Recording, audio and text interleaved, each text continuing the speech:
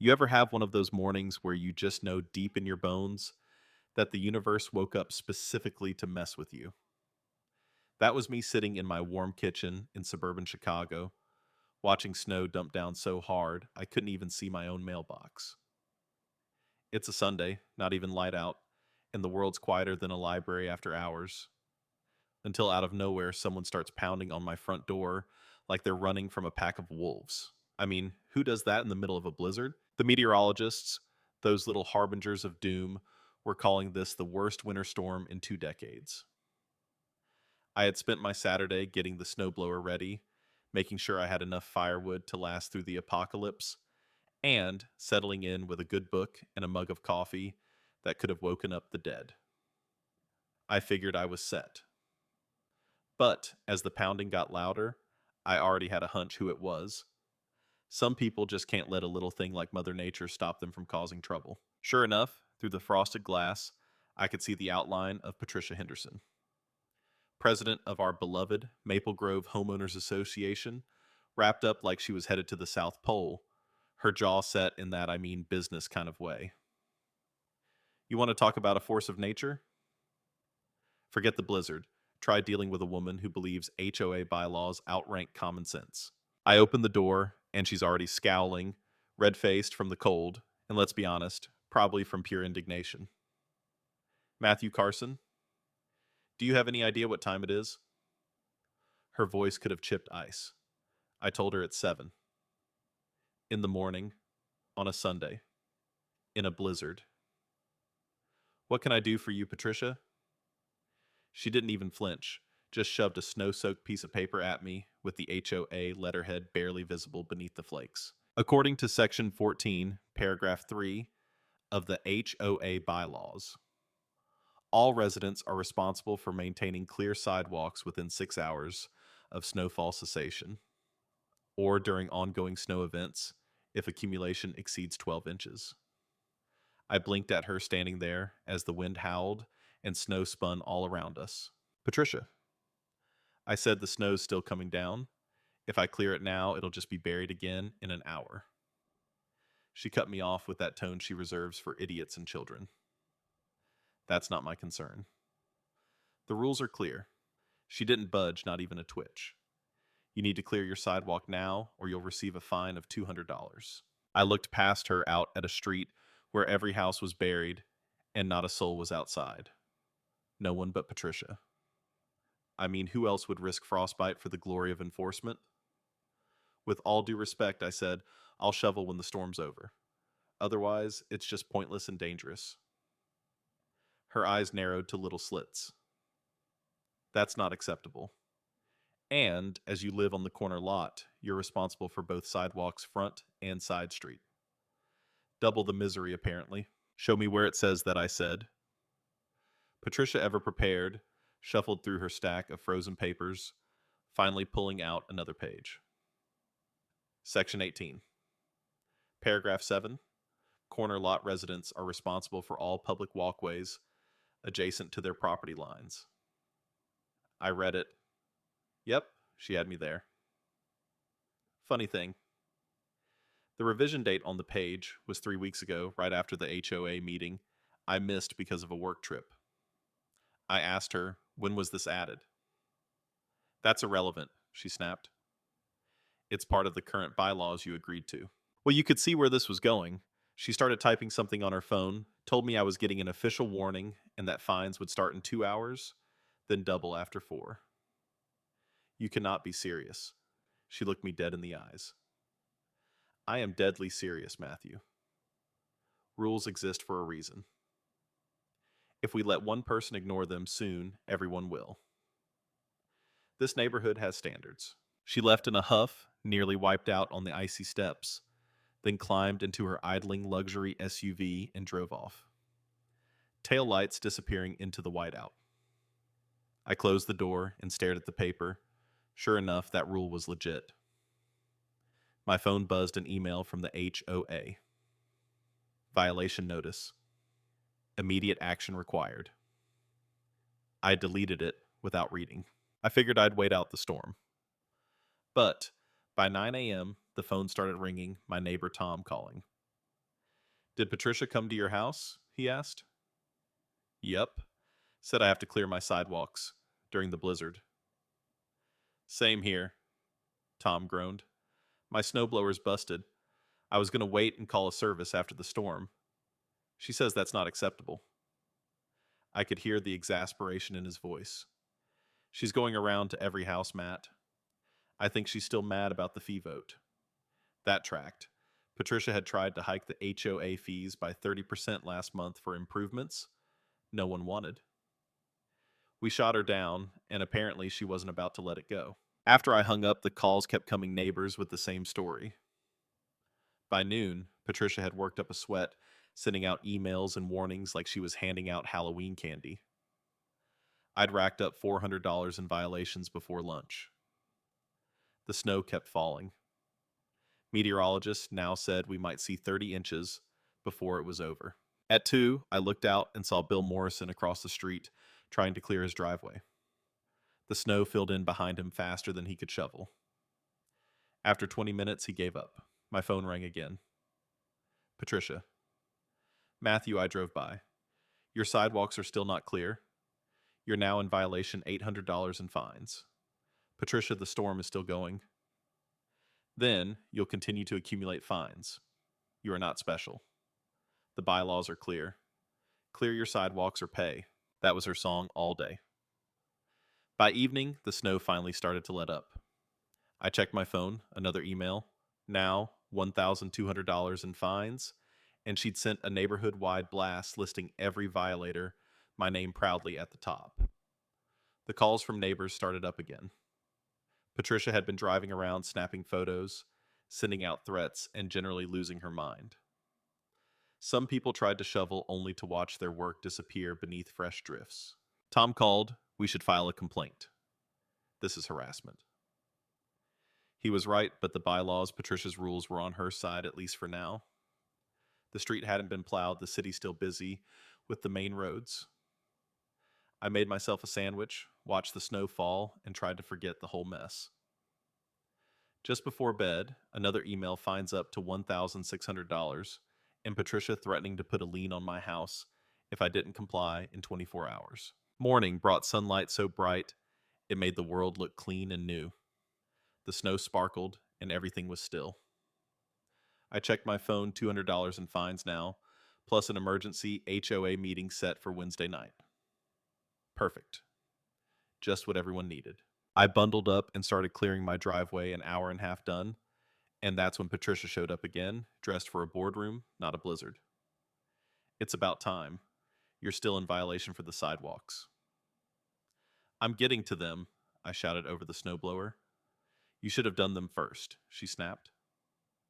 Sidewalks are public. I need to get the snowblower out of the garage, I said. That means clearing the driveway. That's poor planning. I expect the sidewalks clear in 2 hours, or the fines continue. She drove off, probably to spread joy elsewhere. 3 hours later, hands frozen, face numb. I finally finished the job. I went inside, ready for hot chocolate. But Patricia called again. You piled snow in the street. That's a violation of City Code and HOA Bylaws Section 22. Where am I supposed to put it, Mars? That's your problem to solve. Remove it or more fines. She hung up. I called Tom. Is Patricia fining everyone for snow in the street? Just you, he said. She's got it out for you, Matt. He was right. She'd done the same to the Johnsons when they painted their shutters without approval. They ended up moving away.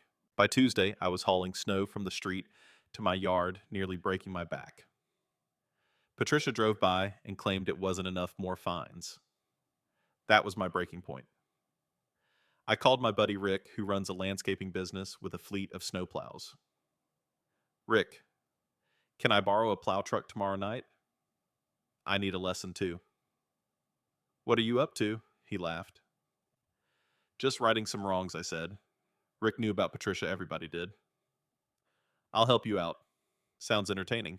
Wednesday evening rolled around, emergency HOA meeting at Patricia's house, the biggest one on the block. She started off with a PowerPoint shaming all the violators. Sarah Chin, quiet but sharp, called her out. These rules are dangerous. You want us to shovel during a blizzard? Patricia stood her ground. Tom chimed in. You're targeting certain people.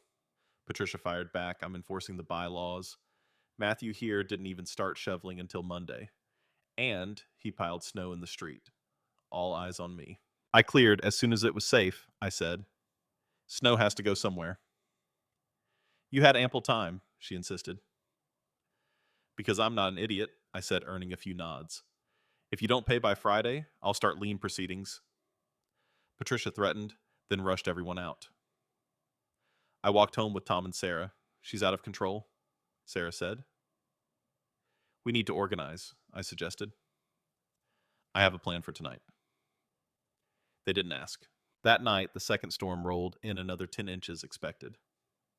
At 10 p.m., I fired up Rick's plow truck, the diesel engine rattling my bones, and started with the main street, doing what a good neighbor would.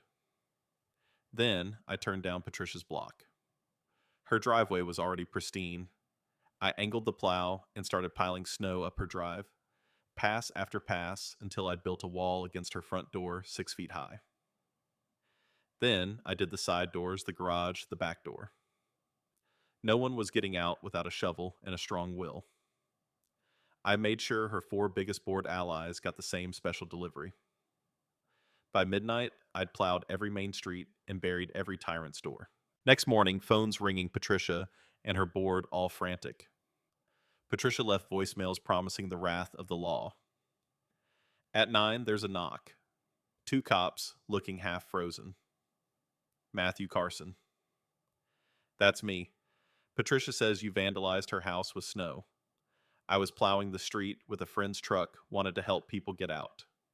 She says you blocked her in. Well, snow has to go somewhere, I said, shrugging. That's how snow removal works. The officers exchanged a look, took notes, then left. They weren't buying what Patricia was selling. An hour later, Patricia herself called, barely keeping her voice steady. You think you're clever. You blocked every door. I had to climb out a window. Sounds like a side effect of living on a plowed street. Maybe file a complaint with whoever plowed. Oh, wait. That was me. Just following bylaws. She fumed, threatened to have me expelled from the HO. Which, fun fact, isn't possible. I hung up. By afternoon, the whole neighborhood knew. Some folks thought I was a jerk. Others called me a hero. Tom called laughing so hard he could barely talk. You actually did it, Matt. Legendary. Hey, snow's got to go somewhere, I said. Sarah called more serious. Patricia won't let this go. She'll come after you. She already is, I said. But at least I got my shot in. Patricia didn't disappoint. She launched a campaign against me complaints to the board, the police, even my insurance company. She had special fines assessed illegally, wrote nasty letters to my neighbors, tried to get the city to yank my occupancy permit. A city inspector came by, shook his head, told me off the record. We know all about Patricia Henderson. Don't lose sleep over her. That was when I brought in the big guns, James Morrison, a real estate lawyer who eats HOAs for breakfast. I handed over my mountain of evidence, every email, every fine, every snarky voicemail. James grinned. You've got a slam dunk case? Turns out the fines were illegal. The board broke state law with their secret votes, and Patricia's pattern of harassment was what lawyers call selective enforcement. We sued the HOA and Patricia for harassment and violation of Illinois statutes. That suit landed like a bomb.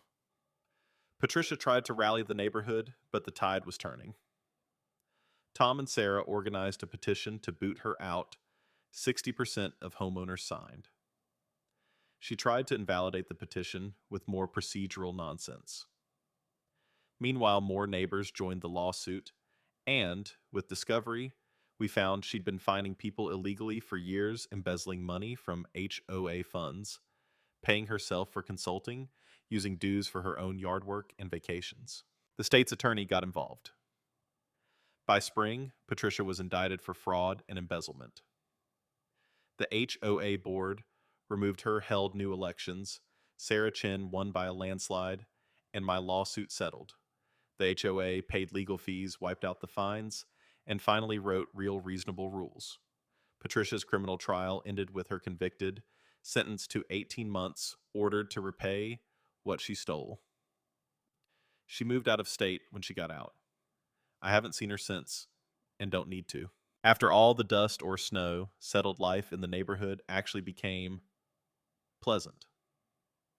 The HOA started working for us, not against us. People smiled, block parties came back, and nobody worried about a fine for not shoveling in the middle of a blizzard. Even the bylaws made sense for once. Tom and I became real friends. Every Saturday, we'd drink coffee and laugh about the great plow heist.